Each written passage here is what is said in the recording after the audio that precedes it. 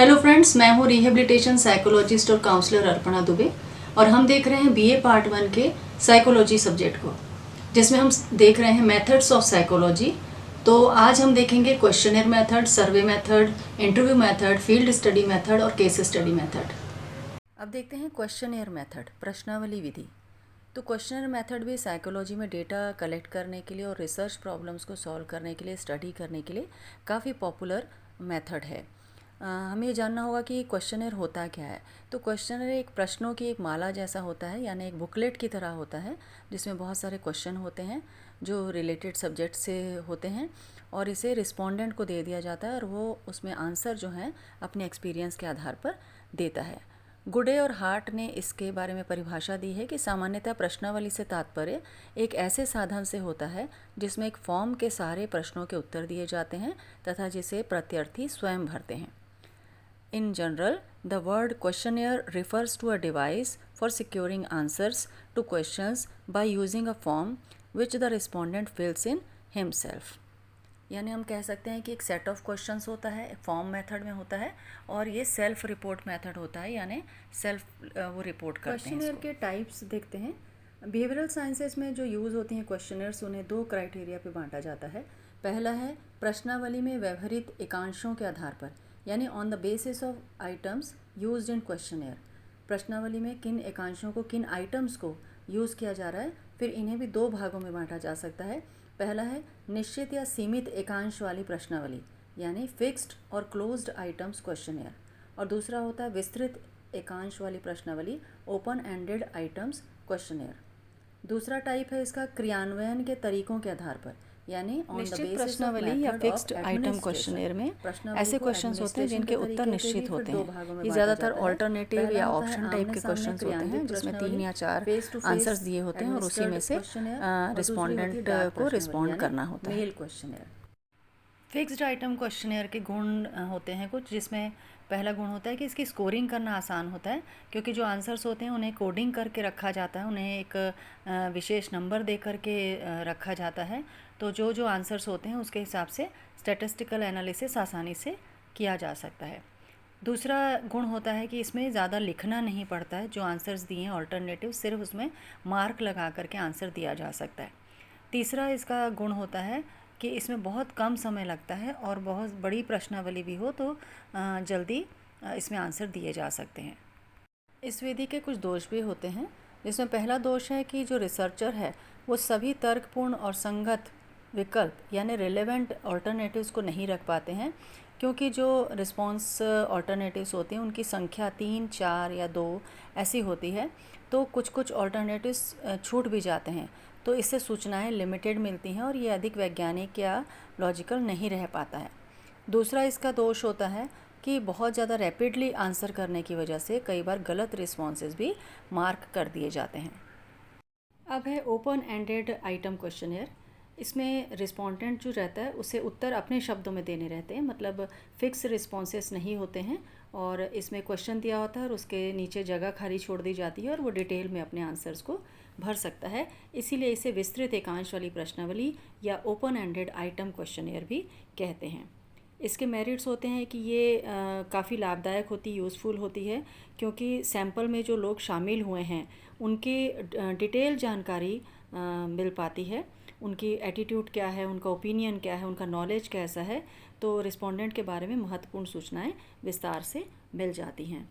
इसका एक और गुण होता है या कैसे लाभदायक सिद्ध होती है कि इसमें जो व्यक्ति है जो रिस्पॉन्स कर रहा है उसका ऑर्गेनाइजेशनल एबिलिटी और इंसाइटफुल बिहेवियर क्या है उससे गहराई से जाना जा सकता है, यानी कम समय में ज़्यादा उनके बारे में जानकारी मिल पाती है। स्टैंडर्ड क्वेश्चनियर के कुछ दोष भी होते हैं, जैसे पहला दोष ये होता है कि जो रिस्पॉन्सेस मिलते हैं उन्हें साइंटिफिक रूप से क्लासिफाई करना मुश्किल हो जाता है, क्योंकि सभी अपने हिसाब से आंसर देते हैं और सभी आंसर्स, हर प्रत्यार्थी या हर रिस्पोंडेंट जो है उसकी मीनिंग अलग अलग हो सकती है उसके रिस्पॉन्सेस की, और उसकी वैल्यूज़ भी अलग हो सकती हैं, तो जिससे एनालिसिस करना मुश्किल हो जाता है। दूसरा दोष ये होता है कि जो लोग वर्बली या ओरली अपने विचारों को या अपने आंसर्स को एक्सप्रेस नहीं कर पाते हैं, तो फिर इसमें आंसर निकालना मुश्किल होता है। तीसरा दोष ये होता है कि इसमें डेटा कलेक्ट करने में बहुत ज़्यादा समय लग जाता है। अगर विकल्प वाली या ऑल्टरनेटिव वाली क्वेश्चनेयर रहती है तो उसमें आंसर्स को टिक करने में कम समय लगता है, लेकिन इसमें विस्तार से लिखने के कारण इसमें समय बहुत ज़्यादा लगता है। दूसरा तरीका होता है on the basis of modes of questionnaire, जिसमें पहला है face to face administered questionnaire, यानी इसमें जो भी क्वेश्चनेयर रहती है उसे आमने सामने बैठ करके रिस्पोंडेंट से आंसर्स लिए जाते हैं। इसके बाद है डाक प्रश्नावली या मेल क्वेश्चनेयर। जैसा कि नाम से ही पता चलता है कि इसमें जो रिसर्चर होते हैं वो रिस्पोंडेंट के घर के या ऑफिस के एड्रेस पे डाक के द्वारा अपने क्वेश्चनेयर को भेज देते हैं और उन्हें इंस्ट्रक्शन भी लिख करके दे दिए जाते हैं और एक एनवलप भी साथ में दे दिया जाता है और उनसे रिक्वेस्ट की जाती है कि वो आंसर दे के लिफाफे पे जो एड्रेस छपा हुआ है उस पर जितनी जल्दी हो सके आंसर भर के लौटा दें। इस प्रश्नावली के या इस क्वेश्चनेयर के भी कुछ गुण दोष होते हैं, जिसमें मेरिट्स ये हैं कि इसमें बहुत कम समय में देश के कोने कोने से जो डेटा कलेक्ट किया जा सकता है और बहुत कम समय लगता है और बहुत कम खर्च में क्वेश्चनेयर से आंसर्स मिल जाते हैं। दूसरा इसका गुण होता है कि इसमें सीधा संपर्क करके जो परेशानियां होती हैं, यानी फ़ेस टू फेस आंसर लेने के समय की जो प्रॉब्लम्स होती हैं वो फेस नहीं करनी पड़ती हैं, क्योंकि इसमें सीधा संपर्क होता नहीं है और उत्तर देते समय या आंसर देते समय रिसर्चर की उपस्थिति के कारण जो रिस्पोंडेंट को घबराहट या प्रॉब्लम होती है उससे भी वो बच जाता है और बिना उसके देखे वो आंसर लिख करके भेज देता है। क्वेश्चनियर के दोष भी होते हैं, जिसमें पहला दोष तो ये होता है कि बहुत लोग इसे कम महत्व का जान करके उसके आंसर ही नहीं देते हैं और 70% ऐसा भी होता है कि आंसर शीट लौटाते ही नहीं हैं, यानी क्वेश्चनियर भर करके दोबारा भेजी ही नहीं जाती है। दूसरा दोष ये होता है कि इसमें कोई गारंटी नहीं होती कि सैंपल में जिस व्यक्ति को लिया गया है वही व्यक्ति क्वेश्चनेयर भर करके दे रहा है। हो सकता है कि उसकी जगह पर कोई दूसरा व्यक्ति भर कर दे दे, जिससे कि रिजल्ट्स निश्चित रूप से दोषपूर्ण हो जाएंगे। तीसरा इसका दोष होता है कि गलत अर्थ भी समझ सकता है। जो क्वेश्चन उसे ठीक से समझ में नहीं आते हैं उनका गलत मीनिंग अगर वो निकाल लेता है तो उसके आंसर्स भी गलत हो सकते हैं। फिर दोष होता है कि ये इंडिपेंडेंट रूप से उत्तरों को अलग अलग नहीं करते हैं, यानी रिस्पोंडेंट को कहा जाता है कि अगर आमने सामने की प्रश्नावली दे रहे हैं कि एक एक क्वेश्चन को भरते चलें, लेकिन इसमें क्या होता है कि वो पूरी प्रश्नावली को एक बार पूरी तरह पढ़ लेते हैं और फिर आंसर करते हैं, जिससे भी एनालिसिस गलत आता है। एक और दोष होता है कि जो आसान और सीधे क्वेश्चंस होते हैं उनके आंसर्स तो हो सकता है वो सही दें, लेकिन कोई टेक्निकल या जटिल प्रश्न अगर पूछे जाते हैं और प्रश्नों का उत्तर अगर रिस्पोंडेंट को समझ में नहीं आ रहा है, मीनिंग गलत निकाल रहा है वो, तो वो गलत अर्थ लगा करके भी उसे दे सकता है। तो हम कह सकते हैं कि बहुत सारे तरह की क्वेश्चनर्स होती हैं। ये रिसर्चर पे डिपेंड करता है कि वो किस तरह के रिसर्च प्रॉब्लम को लेकर के काम कर रहा है, उसका पर्पस क्या है और उसे अपने हिसाब से कौन सी क्वेश्चनर कहाँ पर यूज़ करनी है। अब देखते हैं इंटरव्यू मेथड यानी साक्षात्कार विधि। साइकोलॉजी में कुछ ऐसे डेटा कलेक्ट करने पड़ते हैं जिसमें पर्सन से डायरेक्ट ही उसके अनुभवों के आधार पर आंसर प्राप्त करना ज़रूरी होता है और जिसे वो पर्सन खुद ही वर्णित कर सकता है या डिटेल कर सकता है। ऐसे डेटा के संग्रह के लिए साक्षात्कार विधि या इंटरव्यू मेथड का यूज़ किया जाता है। जनरली 2 या 2 से अधिक पर्सन्स के द्वारा किसी विशेष उद्देश्य या गोल को लेकर के आमने सामने की बातचीत को ही साक्षात्कार कहा जाता है। डेजिन ने इसकी परिभाषा दी है कि साक्षात्कार आमने सामने किया गया एक संवाद उचित आदान प्रदान है, जहां एक व्यक्ति दूसरे व्यक्ति से कुछ सूचनाएं प्राप्त करता है। An interview is any face-to-face conversation exchange where one person elicits information from another. एक इंटरव्यू या साक्षात्कार की नेचर कैसा होता है, इसे हम कुछ पॉइंट से समझ सकते हैं। जैसे पहला पॉइंट है, interview is a face to face situation. साक्षात्कार एक आमने सामने की परिस्थिति होती है जिसमें इंटरव्यूअर और रिस्पोंडेंट आमने सामने बैठ करके क्वेश्चन आंसर्स का आदान प्रदान करते हैं। दूसरा तथ्य है, साक्षात्कार में प्रश्न पूछे जाते हैं और उनका उत्तर शाब्दिक रूप से दिए जाते हैं। In interview questions are asked and responses are given verbally, यानी वर्बली ही क्वेश्चंस पूछे जाते हैं और वर्बली ही आंसर्स दिए जाते हैं, यानी वर्बल एक्सचेंज यहाँ पे होता है। तीसरा पॉइंट है, साक्षात्कार में साक्षात्कारकर्ता द्वारा सूचनाओं को रिकॉर्ड किया जाता है, ना कि रिस्पोंडेंट के द्वारा। In interview information is recorded by interviewer and not by respondent, यानी जो इंटरव्यू ले रहा है वही जो सूचनाएं उसे प्राप्त हो रही हैं रिस्पोंडेंट से उनको वो खुद नोट करेगा या रिकॉर्ड करेगा। अगला पॉइंट है साक्षात्कारकर्ता तथा साक्षात्कार देने वाले व्यक्ति के बीच का संबंध विशिष्ट ढंग से संरचित होता है। The relationship between interviewer and interviewee is structured in specific way. ये संबंध ऐसा होता है कि ये अजनबी होते हैं दोनों, और इनके बीच में अल्पकालिक संबंध होता है, ट्रांजिटरी होता है, यानी ये अवधि जो होती है वो थोड़े समय के लिए होती है, और इसमें इंटरव्यू जो है एक निश्चित बिंदु से, एक निश्चित पॉइंट से शुरू होता है और एक निश्चित पॉइंट पर ही खत्म हो जाता है। साक्षात्कार के प्रारूप में काफ़ी लचीलापन होता है। There is a considerable flexibility in the format of the interview. साक्षात्कार की या इंटरव्यू की एक विशेषता ये भी है कि जितना अधिक से अधिक प्रश्न पूछना चाहे इंटरव्यूअर पूछ सकता है और डेटा कलेक्ट कर सकते हैं, और कम से कम समय में ज़्यादा से ज़्यादा डेटा कलेक्ट करने की ये बहुत ही फ्लेक्सिबल टेक्निक है। स्ट्रक्चर के अनुसार साक्षात्कार विधि या इंटरव्यू मेथड के दो टाइप्स होते हैं। पहला है स्ट्रक्चर्ड इंटरव्यू, संरचित साक्षात्कार, और दूसरा है अनस्ट्रक्चर्ड इंटरव्यू, असंरचित साक्षात्कार। अब देखते हैं संरचित साक्षात्कार या स्ट्रक्चर्ड इंटरव्यू क्या होता है। तो स्ट्रक्चर्ड इंटरव्यू वैसे इंटरव्यू को कहा जाता है जिसमें इंटरव्यूअर इंटरव्यूई से पहले से निर्धारित प्रश्नों को एक निश्चित क्रम में यानी फिक्स्ड सीक्वेंस में पूछता है, और जो रिस्पोंडेंट है उसके द्वारा जो आंसर्स होते हैं उन्हें स्टैंडर्डाइज्ड फॉर्म में रिकॉर्ड किया जाता है। इस तरह से इंटरव्यू में जितने भी लोग इंटरव्यू दे रहे होते हैं उनसे सभी इसी तरीके से क्वेश्चन पूछ करके फिर एक खास निष्कर्ष पर या एनालिसिस पर पहुंचा जाता है। इस तरह के इंटरव्यू को अन्य नामों से भी जाना जाता है, जैसे औपचारिक साक्षात्कार, फॉर्मल इंटरव्यू, या प्रतिकृत साक्षात्कार यानी पैटर्न्ड इंटरव्यू से भी नाम से जाना जाता है। और चूँकि संरक्षित साक्षात्कार यानी स्ट्रक्चर्ड इंटरव्यू में प्रश्नों को पूछने का तरीका स्टैंडर्डाइज होता है, इसलिए जो इनसे रिजल्ट्स मिलते हैं वो भी काफ़ी रिलायबल होते हैं और उनकी डिपेंडेबिलिटी अधिक होती है। स्ट्रक्चर इंटरव्यू में चूँकि सिचुएशन स्ट्रक्चर्ड होती है, क्वेश्चन सीक्वेंस में होते हैं, और जो स्कोरिंग मेथड है वो भी पहले से निश्चित होता है, इसलिए कम प्रशिक्षित साक्षात्कारकर्ता यानी लेस ट्रेंड इंटरव्यूअर भी साक्षात्कार को आसानी से संचालित कर सकते हैं। स्ट्रक्चर्ड इंटरव्यू का दोष ये होता है कि ये बहुत खर्चीली होती है और बहुत टाइम कंज्यूमिंग होती है। अब देखते हैं असंरचित साक्षात्कार क्या होता है या किसे कहते हैं। अनस्ट्रक्चर्ड इंटरव्यू में जो भी प्रश्न पूछे जाते हैं वो पूर्व निर्धारित यानी प्री डिटरमाइंड नहीं होते हैं, ना ही किसी खास क्रम में होते हैं, ना डेफिनेट ऑर्डर में होते हैं, और ना ही इसका कोई टाइम फिक्स होता है, सीक्वेंस भी फिक्स नहीं होता है। इसमें कम समय में भी क्वेश्चन पूछे जा सकते हैं, साक्षात्कार लिया जा सकता है, और ज़्यादा समय भी लग सकता है, यानी समय सीमा भी इसमें निर्धारित नहीं होती है। इसके लाभ ये हैं कि असंरचित साक्षात्कार यानी अनस्ट्रक्चर्ड इंटरव्यू की परिस्थिति एक स्वाभाविक परिस्थिति यानी नेचुरल सिचुएशन के समान होती है, इसलिए जो है स्पॉन्टेनिटी का गुण इसमें पाया जाता है। दूसरा होता है कि अनस्ट्रक्चर्ड इंटरव्यू में साक्षात्कारकर्ता की समस्या के विभिन्न पहलुओं के बारे में अनस्ट्रिक्टेड मैनर में प्रश्नों को पूछने का पर्याप्त अवसर मिलता है। दूसरे शब्दों में हम कह सकते हैं कि फ्लेक्सिबिलिटी इसमें बहुत ज़्यादा होती है।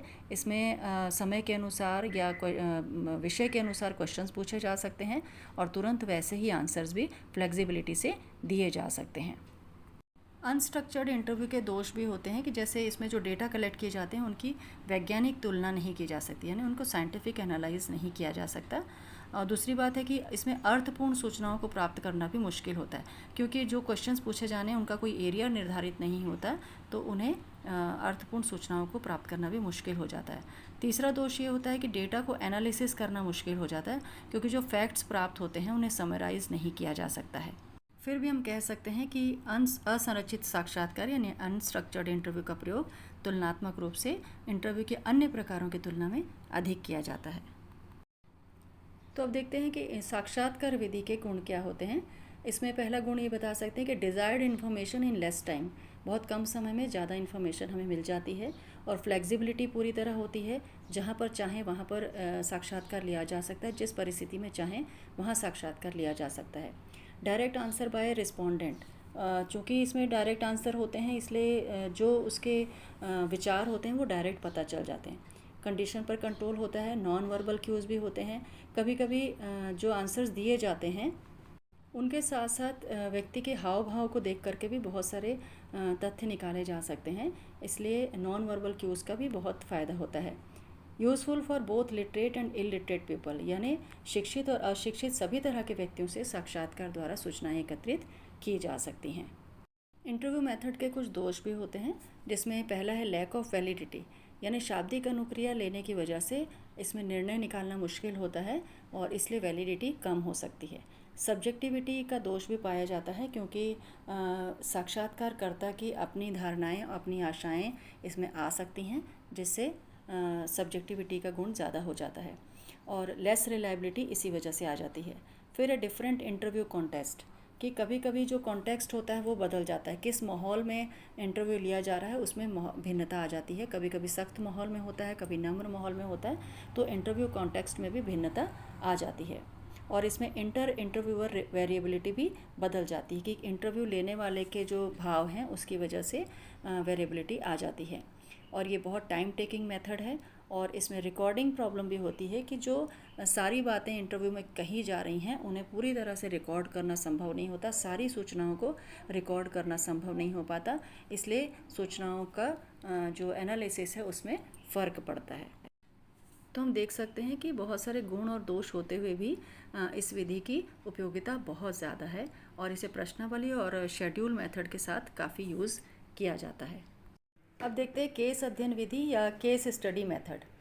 साइकोलॉजी की ये भी एक बहुत प्रमुख विधि है और इसे साइकोलॉजिस्ट ने मेडिसिन से, यानी चिकित्सा शास्त्र से ग्रहण किया है।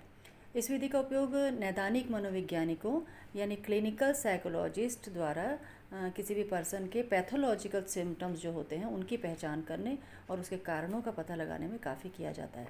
यही कारण है कि इसे नैदानिक विधि यानी क्लिनिकल मेथड भी कहा जाता है। इस विधि में मनोवैज्ञानिक जो होते हैं किसी एक व्यक्ति के व्यवहार को समझने के लिए उसके जीवन के सभी तरह की घटनाओं, जैसे कि जो उसके साथ माँ के गर्भ में आने के समय से हो रही होती हैं, उनका एक डिटेल्ड हिस्ट्री तैयार करते हैं। इसलिए इस विधि को केस विवरण विधि या केस हिस्ट्री मेथड भी कहा जाता है। केस विवरण तैयार करते समय कुछ फैक्ट्स पे ध्यान देना पड़ता है।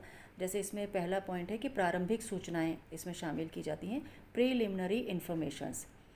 इसके अंतर्गत क्या क्या आता है कि उस पर्सन का नाम, एज, सेक्स, उसके माता पिता की उम्र, उनकी शिक्षा, उस पर्सन की शिक्षा, उसका जो भी जॉब है, उसका जो सोशल स्टेटस है और परिवार में सदस्यों की संख्या कितनी है, ऐसे सारे फैक्ट्स को इसमें शामिल किया जाता है। ये सब प्रीलिमिनरी इन्फॉर्मेशंस में आता है। दूसरा होता है गत इतिहास यानी पास्ट हिस्ट्री। इसके अंतर्गत बच्चा जब पेट में आता है, गर्भधारण से लेकर के वर्तमान समय तक का पूरा हिस्ट्री तैयार किया जाता है। जब पर्सन माँ के गर्भ में होता है तो उस समय माँ की स्थिति कैसी थी, माँ में उस समय कोई शारीरिक या मानसिक बीमारी तो नहीं हुई थी, या जन्म लेते समय उसकी अवस्था कैसी थी, क्या जन्म उसका नेचुरल ढंग से हुआ था कि ऑपरेशन से, या किसी शारीरिक आघात के कारण कोई घटना तो नहीं हुई थी।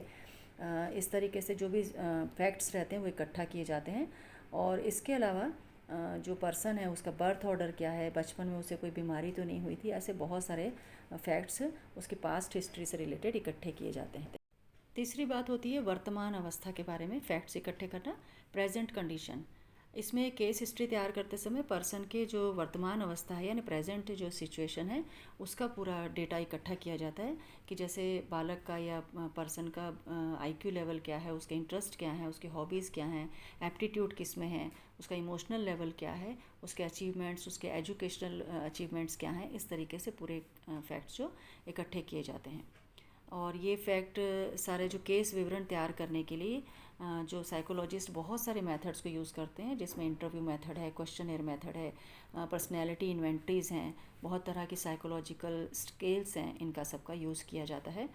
और इसमें जो भी केस स्टडी तैयार करते समय जो साइकोलॉजिस्ट होते हैं वो पर्सन के अलावा उनके माता पिता, दोस्त, पड़ोसियों आदि का भी इंटरव्यू लेते हैं और फिर उसके बाद उसका एनालिसिस किया जाता है और इस एनालिसिस के बारे में ही फिर व्यक्ति के व्यवहार के बारे में कोई डिसीजन निकाला जाता है। केस स्टडी मेथड के मेरिट्स देखते हैं। पहला है डीप स्टडी अबाउट पर्सन।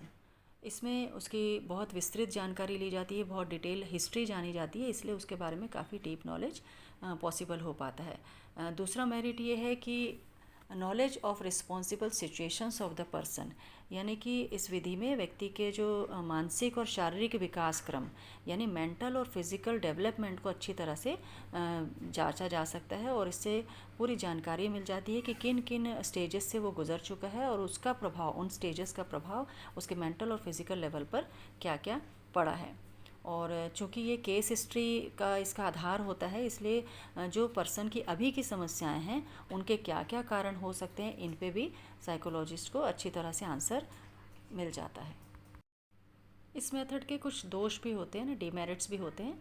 जैसे पहला है कि समटाइम्स रॉन्ग इन्फॉर्मेशन, क्योंकि इसके बारे में जो पर्सन के बारे में पास्ट हिस्ट्री निकाली जा रही है वो उसके माता पिता, दोस्त, पड़ोसियों के द्वारा मिलती है, सूचनाएं उनसे ली जाती हैं।